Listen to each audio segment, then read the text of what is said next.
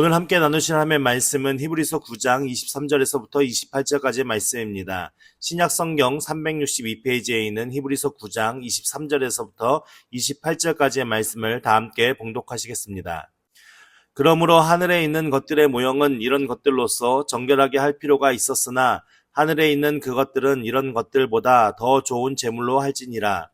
그리스도께서는 참 것의 그림자인 손으로 만든 성소에 들어가지 아니하시고 바로 그 하늘에 들어가사 이제 우리를 위하여 하나님 앞에 나타나시고 대제사장이 해마다 다른 것에 피로써 성소에 들어가는 것 같이 자주 자기를 드리려고 아니하실지니 그리하면 그가 세상을 창조한 때부터 자주 고난을 받았어야 할 것이로되 이제 자기를 단번에 제물로 드려 죄 없이 하시려고 세상 끝에 나타나셨느니라.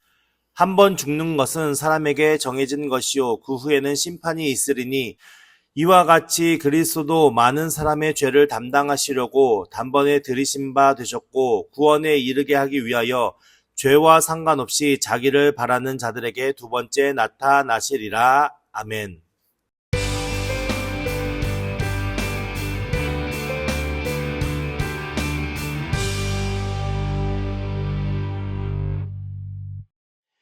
저희는 지난주에 히브리서 9장 16절에서 22절 말씀을 통하여서 유언은 유언한 자가 죽어야 되나니 라는 말씀을 통해 결국 무엇을 이야기하냐, 하나님께서 하나님께서 이제 새 언약, 우리에게 주신 새 언약의 내용이 결국 예수 그리스도께서 흘려신 보혈의 피로 말미암아서 이것이 효력을 갖게 되었다라는 것에 대한 설명의 말씀을 듣게 되었습니다. 그래서 모세가 첫 언약 때 율법대로 그 피를, 짐승의 피를 잡아다가 이스라엘 백성들에게도 뿌리고 그 성전에 쓰는 모든 기구에도 뿌렸다는 그것을 통해서 결국 27절, 22절 말씀에 율법을 따라 거의 모든 물건이 피로써 정결하게 되다니 피 흘림이 없은즉 사함도 없다라는 고백을 통해서 결국 우리의 모든 죄 사함의 가장 근본적인 것은 예수 그리스도가 흘리신 피로 말미암아 새 언약의 계약이 효력이 발생하였고 그로 인해서 우리는 그 믿음의 시대에 살고 있기 때문에 하나님의 향한 우리가 믿음을 가지고 그렇게 나아가야 한다는 말씀을 함께 나누었습니다. 우리가 성경을 바라볼 때에 가장 중요한 것은 계속 누차 반복적으로 말씀드리지만 이 글이 쓰여진 독자들의 상황을 이해하고 그 상황과 배경 안에서 우리가 성경을 바라보는 게 훨씬 이해가 쉽고 다른 해석으로 오류로 빠지지 않을 그런 것에 지침이 되어집니다. 그래서 우리가 지금 이 히브리서를 읽고 있는 히브리 독자들의 상황을 다시 한번 우리가 정리를 해보면 그들에게는 먼저 어떤 어려움이 있었습니까? 정치적인 압박이 있었습니다. 그 당시에 로마 제국이 지배를 했던 그 시기에 그 당시 사람들을 만나면 어떻게 인사를 하냐면 가이사가 주님이십니다 라는 인사를 해야 됩니다. 이것은 결국 기본적으로 어떤 마음이냐, 황제 숭배 사상을 가지고 있는 마음입니다. 그러니까 황제를 신으로 숭배하는 거죠. 그래서 가이사가 우리의 모든 것의 주인이십니다, 주님이십니다 라는 고백을 통해서 그들이 그렇게 황제 숭배 사상을 하고 있었는데 그 당시에 있는 그리스도인들이 그것을 받아들일 수 있었을까요? 당연히 그걸 받아들일 수 없죠. 왜냐하면 우리에게 유일하신 주님은 하나님 한 분밖에 없었고 예수님의 보혈의 피로 말미암아 우리가 구원받았다는 그 믿음 안에 서 있던 사람들에게는 이 가이사가 주님입니다라는 고백을 할 수 있을까요? 그렇게 할 수 없는 겁니다. 그렇게 고백을 하지 못하는 자들은 어떤 일이 벌어지냐? 어떤 상황이 벌어지냐? 그 당시에 상인조합이 있었어요. 상인조합이 길드라고 했는데 이 길드라는 이 상인조합에 있어야만 내가 장사를 하고 내가 물건을 팔고 하면서 생활을 할 수가 있는데 그렇게 가이사는 주님이십니다라는 고백을 하지 못하면 이 길드 안에 들어가지 못하는 거예요. 그럼 어떻게 되겠습니까? 생활적으로 어렵고 경제적으로 어렵고 정치적으로 핍박을 당하고 그리고 그것으로 인해서 기독교가 많은 박해와 어려움을 당하는 그런 상황 속에 있습니다. 이것뿐만이 아닙니다. 그들에게는 신학적인 혼란이 있었습니다. 그 신학적인 혼란이 무엇이냐면 두 가지인데 첫 번째는 뭐냐면 신정론적인 물음이었습니다. 이 신정론이라는 게 무엇이냐면 신의 존재에 대한 물음이에요. 신 존재는 뭐예요?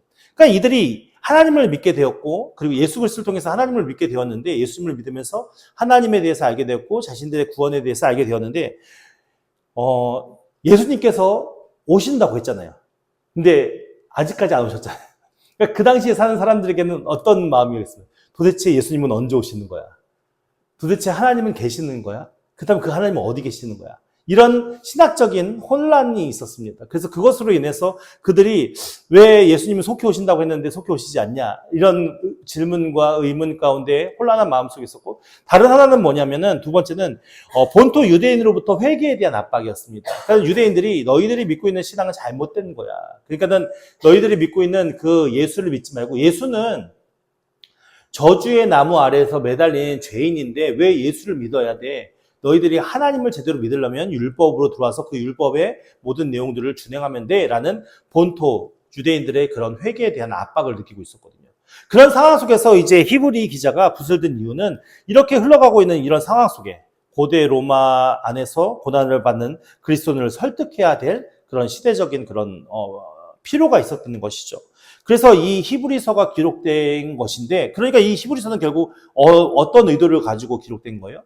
이제 믿음이 흔들리는 이유는 그리스도인들에게 그 믿음을 설득하기 위한 과정의 책인 거예요.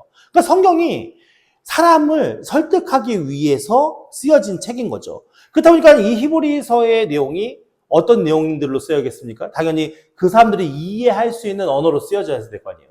그러면서 그 이해할 수 있는 언어들로 쓰여지면서 어떻게 하냐면은 그 사람들이 가지고 있는 기본적인 가치관의 것을 계속 비교하면서 쓰여지는 거예요. 왜요? 예수님과 하나님과 영원한 성막과 장막, 이런 것들을 서로 비교하면서 쓰여지면서 무엇이라고 이 안에서 표현하고 있냐면은 더 좋은 언약들, 더 좋은 계시, 더 좋은 재물, 더 좋은 제사장, 이런 것들을 계속 비교하면서 그렇게 지금 히브리 서신이 쓰여지고 있거든요. 우리가 그런 내용들을 계속 비교하면서 봤잖아요. 근데 사실 이것이 서로 비교가 되어지는 내용입니까? 대제사장과 예수님을 비교할 수 있습니까? 사실 이건 비교할 수 없는 거거든요.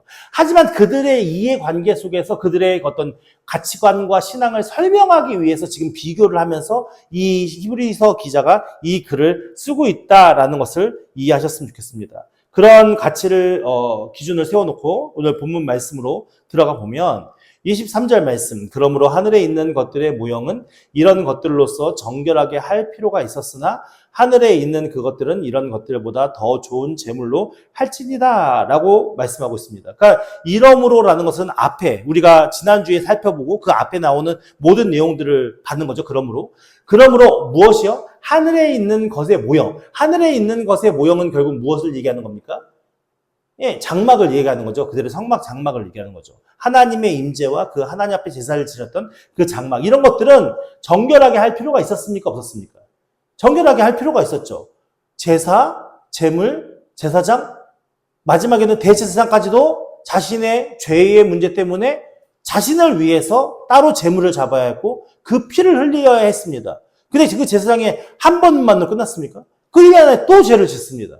그러니까 그 해 또 제물을 잡고, 이런 일이 계속 반복되면서 결국 하늘에 있는 것의 모형에서는 계속 끊임없이 무슨 작업이 필요한 거예요? 정결케 하는 작업이 계속 필요한 거예요. 계속 끊임없이 정결케 하는 반복적인 일들이 필요했던 것이죠. 그러나 하늘에 있는 것들, 그러니까 하늘에 있는 성막은 결국 무엇입니까? 이렇게 정결케 하는 것들이 필요합니까? 필요하지 않습니까? 필요하지 않다라는 겁니다. 왜냐하면 더 좋은 제물로 했기 때문이다라고 얘기하는 거죠. 더 좋은 제물은 무엇을 얘기할까요? 동물의 제무사를 얘기하는 겁니까? 아니, 예수 그리스도의 보혈의 피로 얘기하는 거죠. 그러니까 예수 그리스도가 흘리신 보혈의 피로 말미암아 결국은 계속 반복적으로 지은 죄로 인해서 정결하게 할 필요가 없이 한 번에 그 모든 것을 이루셨다라는 것을 설명하고 있는 겁니다. 그러면서 24절 말씀에 그리스도께서는 참 것의 그림자인 손으로 만든 성소에 들어가지 아니하시고 바로 그 하늘에 들어가사 이제 우리를 위하여 하나님 앞에 나타나시고 라고 말씀합니다. 여러분 생각해 보세요. 모형이 더 중요한 겁니까? 실체가 더 중요한 겁니까? 실체가 더 중요한 것이죠. 그러니까 그리스도께서 굳이 모형이 가질 필요가 있습니까? 없습니까? 없는 거죠. 모형은 실체를 이해하고 보여주기 위해서 따로 제작한 겁니다. 근데 그것에 대한 대제사장의 실체이신 예수 그리스도께서 이 땅에 오셨는데 그 참것의 모형, 그 참것의 그림자인 손으로 만든 성소에 들어가실 필요가 없는 거죠. 그래서 바로 하늘에 들어가셔서 이제 우리를 위하여 하나님 앞에 나타나시게 되었고, 그리고 25절 말씀에 대제사장이 해마다 다른 것의 피로서 성소에 들어간 것 같이 자주 자기를 드리려고 아니하실세. 그러니까 대제사장도 범죄하고 대제사장도 사람이니까 죄를 짓겠죠. 그 죄로 말미암아 매번 다른 것의 피로써 그렇게 자신을 정결하게 한 다음에 성소에 들어가게 되었는데 예수 그리스도께서는 자주 자기를 드릴 필요가 없어요. 왜냐하면 본인이 죄가 있으시 없어요. 없기 때문에요. 그러니까 자기를 드린다는 것은 결국 무엇을 얘기하냐면 십자가의 죽음을 얘기하는 거거든요. 십자가의 고난을 얘기합니다. 그러니까 그 십자가의 고난과 죽음을 드릴 필요가 없어요. 26절 말씀에 보면 그러면 그가 세상을 창조한 때부터 자주 고난을 받아야 할 것이로되 이 말씀 뭡니까? 그가 정결하지 않고 깨끗하지 않는다면 결국 어떻게 됩니까? 매번 그렇게 십자가 고통을 당하시면서 하나님께서 세상을 창조하신 그때부터 지금까지 계속 고난을 당하셨어야 할 분이에요. 근데 그렇지 않는 거죠. 왜냐하면 죄가 없고 이미 정결하신 분이기 때문에. 그렇기 때문에 하늘에 있는 것, 하나님 나라에 있는 것은 부정한 것이 들어갈 수 있습니까? 없습니까? 절대로 들어갈 수 없습니다. 그래서 예수 그리스도의 보혈의 피로 말미암아 하나님 나라 백성이 된다는 의미는 뭐냐면 예수 그리스도께서 흘리신 보혈의 피로 말미암아 우리가 어떻게 된 존재가 된 거예요? 이제 정결하게 되었기 때문에 하나님 나라 갈 수 있는 거예요. 지금 이 상태로 하나님 갈 수 있어요? 뭘까요? 못 가요. 예수 그리스도를 믿지 않으면 우리의 죄 문제가 해결되지 않았기 때문에 우리의 부정한 걸 가지고 절대 하나님 나라에 갈 수가 없어요. 우리는 정결케 되기 위해서 우리를 대신해서 대신 우리가 짊어져야 할 형벌을 받으신 예수 그리스도를 통해서 우리가 정결케 되었고 그 정결케 된 자격을 통해서 하늘나라에 가서 그 하나님 나라의 영광스러운 그 천국잔치에 참여할 수 있는 거거든요. 그렇기 때문에 예수 그리스도께서는 이미 죄 없으신 완전하신 그분으로 한 번에 자기를 희생제물로 드려서 그 모든 것을 이루신 분이시지 그분이 부족해서 매번 반복적으로 고난을 받으실 필요가 없다라고 지금 선언하는 겁니다. 그래서 이제 자기를 단번에 제물로 드려 죄 없이 하시려고 세상 끝에 나타나셨느니라. 세상 끝에 나타나셨습니까? 나타나셨습니까? 안 나타나셨습니까? 우리가 이 말이 참 어려워요. 우리나라 말 표현이 참 어려워요. 이게 세상 끝이라는 말을 직역하면 어떤 의미가 담고 있냐면요. 시대들의 완성이라는 의미를 담고 있어요. 시대들의 완성. 그럼 시대들은 뭘 얘기하는 걸까요? 어떤 시대를 얘기하는 걸까요? 율법 시대를 얘기하는 거죠. 그러니까 율법 시대가 완성이 되어진 거예요. 그러니까 이것은 예수님이 나타나셨습니까? 안 나타나셨습니까? 완성하러 나타나셨잖아요. 예수님의 초림에 대한 이야기, 말씀인 것입니다. 그러니까 이게 우리나라 말로 세상 끝이라고 하니까 우리는 세상 끝을 어떻게 생각하냐면 D-Day로 생각해요. 이제 얼마 남았지? 며칠 남았지? 얼마나 다가오고 있지? 근데 사실은요, 그런 관념과 그런 개념이 아닌 거죠. 그러니까 이 세상 끝에 예수님께서 나타나셨습니까? 안 나타나셨습니까? 나타나셔서 그 모든 율법을 완성하셨잖아요. 그죠? 그 모든 것을 완성하셨습니다. 그래서 말세라는 단어를 우리가 사용하잖아요. 설교 시간이나 우리가 교회 안에서 말세라는 단어가 많이 사용되어지는데 이 말세라는 단어가 갖는 의미가 무엇이 하면은 예수님께서 율법의 모든 것을 다 완성하셨잖아요. 완성하시고 그 다음에 예수님께서 어떻게 하셨죠? 부활 승천하셨죠. 부활 승천하시면서 뭐라고 말씀하셨습니까? 내가 다시 돌아올 거야 라고 말씀하셨죠. 재림할 거라 라고 말씀하셨죠. 그러니까는 지금 우리는 어떤 상태에 놓여 있냐면 세상 끝의 순간에서부터 시작돼서 다시 예수님께서 오시겠다 하시는 그 기간 안에 껴있는 거거든요.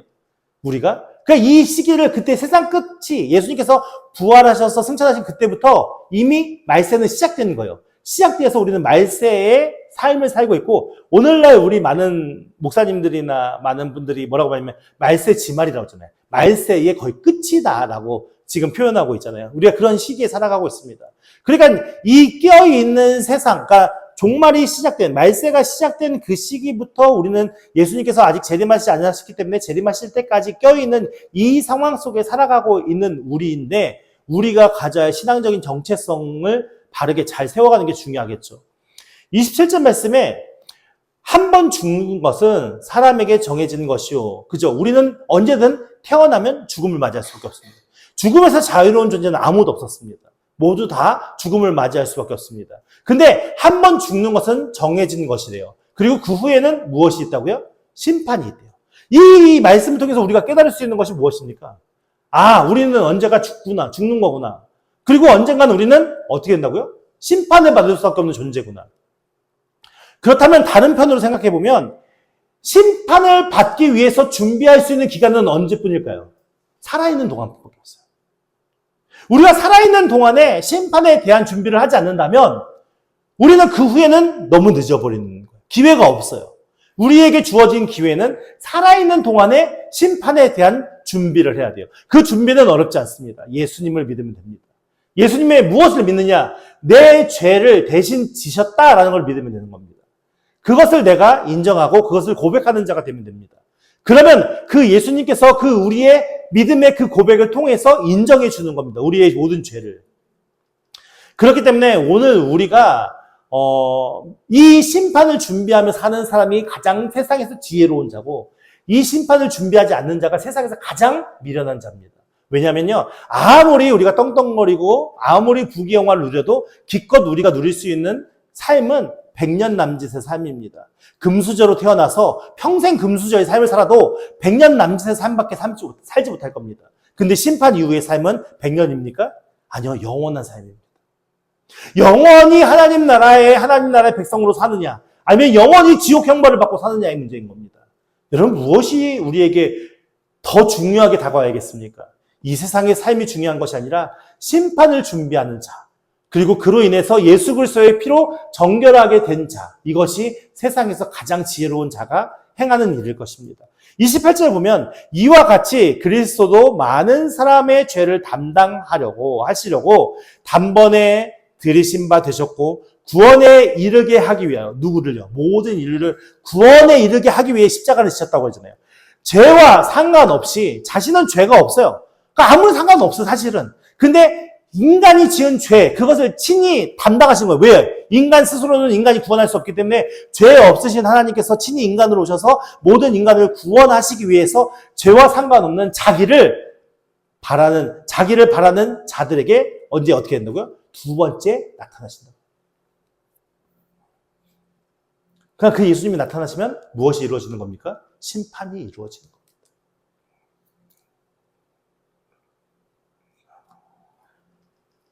여러분, 우리는 어떤 믿음으로 오늘 하루를 살아가고 있습니까? 어떠한 가치와 어떤 삶으로 살아가고 있습니까? 이 당시 유대인들이 갖는 기독교 그리스도인들, 유대인들이 갖는 가장 큰 어려움은 무엇이냐면, 극심한 고통과 고난과 어려운 상황 속에서 과연 예수님은 언제 오시냐? 예수님은 언제 재림하시냐? 하나님은 왜 아직 우리를 돕지 않으시냐? 하나님은 왜 우리의 이 모든 어려움들 다 이겨주시지 않느냐? 이런 거에 대한 궁금증과 어려움이 있었을 거예요. 그러면서 그 예수님의 재림을 간절히 바라는 마음으로 서 있었던 분도 있을 것이고, 아니면 오히려 포기하고 낙심하고 좌절하면서 유대교로 회개하거나 아니면 낭망하고 있었던 사람들도 있었을 것입니다. 그런데 그런 종말론적인 신앙의 가치의 혼란이 이 히브리서 기자가 쓰였던 이때만 있었을까요? 오늘날에는 없습니까? 예수님 시대에는 없었습니까? 우리가 사도행전 1장 8절 말씀을 함께 보겠습니다. 화면 보시고요. 사도행전 1장 8절 말씀 우리 같이 읽어보겠습니다. 시작. 오직 성령이 너희에게 임하시면 너희가 권능을 받고 예루살렘과 온 유대와 사마리아와 땅끝까지 이르러 내 증인이 되리라 하시니라. 너무도 유명한 말씀이죠. 아마 교회에 웬만큼 다니신 분들은 이 말씀을 많이 설교로 들어보셨을 것이고 많은 분들이 암송하고 계실 겁니다. 근데 이 말씀 보십시오. 얼마나 멋지지 않습니까? 얼마나 힘이 되는 말씀입니까? 근데 이 말씀이 쓰여진 배경이 뭔지 압니까? 이 말씀이 기록된 배경이 무엇인지 아십니까? 이 8절 말씀이 기록된 배경에는 6절, 7절 말씀을 같이 봐야 되는 겁니다. 6절, 7절 말씀 보십시다. 같이 읽어보겠습니다. 시작. 그들이 모였을 때에 예수께 여쭤 이르되 주께서 이스라엘 나라를 회복하심이 이때니까 하니 이때 때와 시기는 아버지께서 자기의 권한에 두셨으니 너희가 알 바가 아니오. 그러니까 지금 이 말씀을 쓰신 배경에는 어떤 제자들의 어떤 질문이 있었냐면 주께서 이스라엘 나라를 회복하심이 언제니까? 라는 질문이 있었습니까? 그러니까는 유대인들이 갖는 메시아 사상에는 메시아가 오셔서 어떤 일을 하는 거예요? 이스라엘 나라를 정치적으로 회복시켜주는 그 일이 언제쯤 있습니까? 라는 마음으로 그 메시아를 기다렸거든요. 오늘날 우리는 어떻습니까? 예수님 언제 오셔서 우리를 하나님 나라로 인도하실 겁니까? 우리를 언제 어떻게 회복하실 겁니까? 라는 믿음으로 우리가 기다리고 있겠죠. 똑같습니다. 예수님 당시 제자들도 그렇게 종말론적인 혼란을 가지고 있었습니다. 근데 그 예수님께서 하셨던 대답을 보십시오. 뭐라고 대답하십니까? 이르시되 때와 시기는 누구에게요? 아버지께서 자기의 권한을 내게 두셨으니. 이 말을 제자들이 이해했을까요? 못했을까요? 여러분은 이해가 되십니까? 아마 제자들은 바로 이해를 했을 겁니다. 왜냐하면 이 말씀이 유대의 문화 속에서 이루어진 말씀이거든요. 우리는 잘 쉽게 이해하지 못하지만 이 말을 들은 유대인들은 무슨 의미인지 알았습니다. 이 이야기는 혼인잔치의 이야기입니다. 그러니까 신랑과 신부가 이제 결혼을 준비하기 위해서 첫 번째 정혼식을 합니다. 어디서 정혼식을 하면은 신부 집에 가서 정혼식을 합니다. 신부 집에 가서 이제 두 사람이 한 집에 살진 않지만 신부 집에 가서 이제 정략식, 정혼식을 이제 시작합니다. 그렇게 해서 그 정혼식이 끝나면 신부는 그 집에 그대로 있고 신랑은 다시 자기의 집으로 돌아가서 신부를 맞이할 집을 짓습니다. 그러니까 예수님께서 성경에서 뭐라고 비유하셨냐면은 믿는 신자들을 신부라고 하고 자기는 신랑으로 표현하면서 요한복음에 보면은 우리가 거할 처소를 먼저 지으러 가셨다라고 예비하러 가셨다라고 표현하지 않습니까? 그러니까는 예수님께서는 지금 어떠냐 신부인 그리스도인들을 맞이할 집을 지금 짓고 계시는 거예요. 어디서? 하나님 나라에서. 근데 문제는 뭐냐면 이 신랑이 집에 와서 목수들을 데려다가 신부를 맞이할 집을 짓습니다. 집을 막 뚝딱뚝딱 지을 거 아닙니까? 근데 그 집에 이제 이 집은 잘 완성이 그 집을 누가 감독하냐면 신랑 아버지가 감독하는 겁니다. 그 집을 그러니까 지금으로 얘기하면 감리사죠. 감리사가 건물이 잘 지었나 안 지었나 이렇게 잘 감리를 하는데 그 집이 이제 신부를 맞이할 만큼 잘 지어졌으면 아버지가 이제 선언을 하는 겁니다. 선언을 하면서 아들에게 야 이제 내가 신부를 데려와서 가정을 이루어도 되겠다라고 선언을 해주면 그제서야 아들이 신부 집에 가서 신부를 데려오는 그런 이스라엘의 문화적 배경이 있습니다. 그래서 이스라엘은 결혼을 몇 번 해요? 2번 하는 거죠. 맨 처음에 신부랑 신부의 집에서 정혼식을 하고 그 다음에 진짜 신랑이 신부를 데려와서 자기의 집에서 결혼식을 하는 거죠. 그러니까 여기에서 지금 말씀하는 것은 무엇이냐면 그 시기는 어느 시기를 얘기하는 겁니까? 이미 예수님께서 우리 그리스도인들을 하나님의 그 신부들, 그리스도의 신부들을 맞이할 모든 것이 준비되고 완료가 된 것. 그거는 신랑의 권한이 아니라 누구의 권한이에요? 아버지의 권한이에요. 아버지가 그것이 다 완성되어졌다라고 인정을 해줘야 누가 오실 수 있는 거예요? 예수님께서 오실 수 있는 거예요. 신랑이 신부를 데리러 오는 것처럼. 근데 그것이 지금 완성이 된 겁니까? 안 된 겁니까? 완성이 안 됐죠. 왜 완성이 안 됐을까요? 집이 아직 덜 지어져서? 그럴까요? 아직 하나님께서 찾으시는 영혼들이 다 구원함을 받지 못했기 때문이겠죠.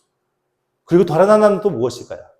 오늘 우리가 거룩한 주님의 신부로 담당되어지지 않았기 때문에 그렇겠죠.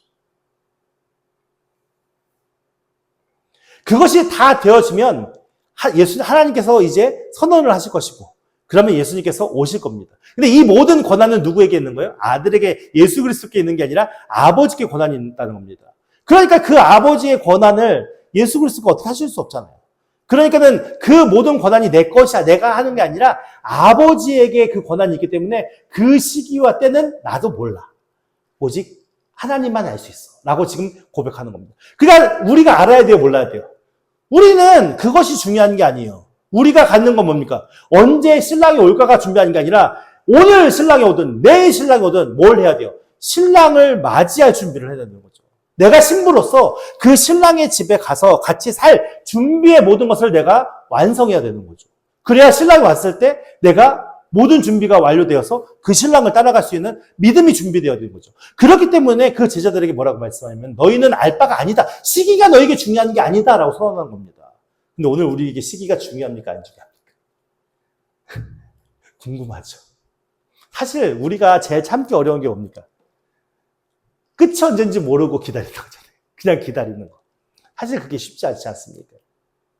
그것은 오늘 사는 우리만의 문제가 아니라 예수님과 같이 있었던 그 제자들도 그랬고 히브리서를 읽는 독자들도 그랬고 오늘 사는 우리도 마찬가지입니다. 우리에게 중요한 가치는 뭐냐면 이제 예수님 그리스도께서 주를 바라는 자들을 구원하시려고 이제 이 땅에 재림하시게 될 텐데 그 재림하실 때에 우리가 신부로서 단장되어지고 준비되어지고 교회가 교회적인 선교적 사명을 감당하면서 이 땅에 죽어가는 영혼들, 그 하나님께 찾으시는 영혼들을 위해서 애쓰고 힘쓰고 섬기고 봉사하는 그 모든 것들을 통해서 우리가 다 준비가 되어졌을 때 하나님께서 이제 선언하실 것이고 그 선언을 통해서 예수 그리스도께서 이 땅에 오실 것입니다.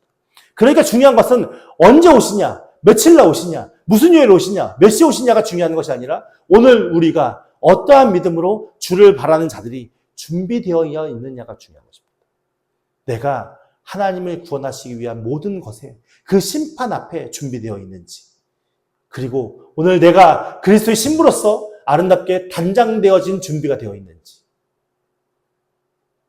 우리가 그 신랑과 함께 행복한 그 영원한 천국에서 함께 생활할 준비가 되어 있는지, 오늘 우리가 그것을 다시 한번 우리 자신을 돌아보면서 우리가 이제 더 이상 종말론적인 것에 혼란을 갖지 않고 믿음으로 우리의 가치관과 우리의 신앙을 잘 세워서 예수 그리스도께서 오시는 그날 우리가 기쁨으로 그 예수 그리스도와 함께 하나님 나라에 들어가 그 하나님의 영광과 은혜에 참여하는 우리 모두가 되기를 예수 이름으로 축원드립니다.